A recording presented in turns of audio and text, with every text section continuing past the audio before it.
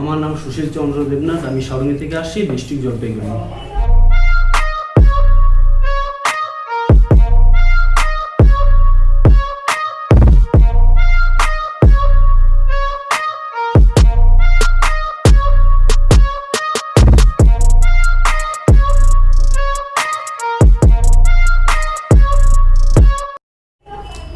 কতদিনের জন্য কোর্সে ভর্তি? আমি 3 মাসের কোর্সে অ্যাডমিশন হয়েছি।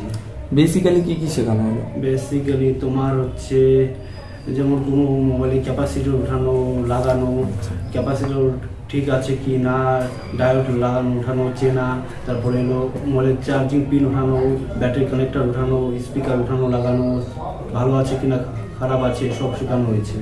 চিপ লেভেলে কি কি শিখলে?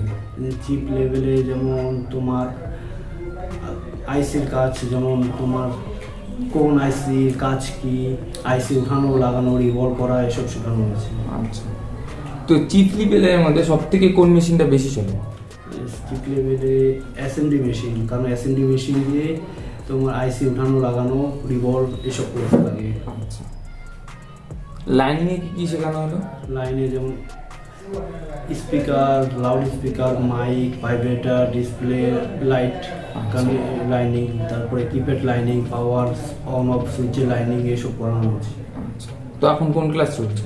এখন সফটওয়্যার ক্লাস চলছে। তো সফটওয়্যার সম্বন্ধে পুরোপুরি জানো না, তো যতটুকু জানো বলতে পারো। সফটওয়্যারে ক্লাস চলছে এখন, তো শুধু স্যামসংয়ের ভার্সন সম্পর্কে বলা হয়েছে, স্যামসং কী করে স্যামসং মোবাইল কী করে সফটওয়্যার মারতে লাগে এইসব সম্পর্কে বলা হয়েছে। তো এখানে ঢোকার পর কেমন লাগলো?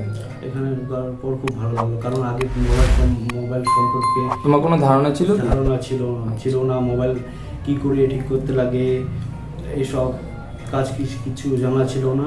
প্রপারলি ভাবে কি স্যার তোমাকে গাইড করতে পেরেছে? স্যার খুব ভালোভাবে গাইড করেছে, স্যার খুব হেল্পফুল, আমাদেরকে অনেক হেল্প করেছে। ঠিক আছে।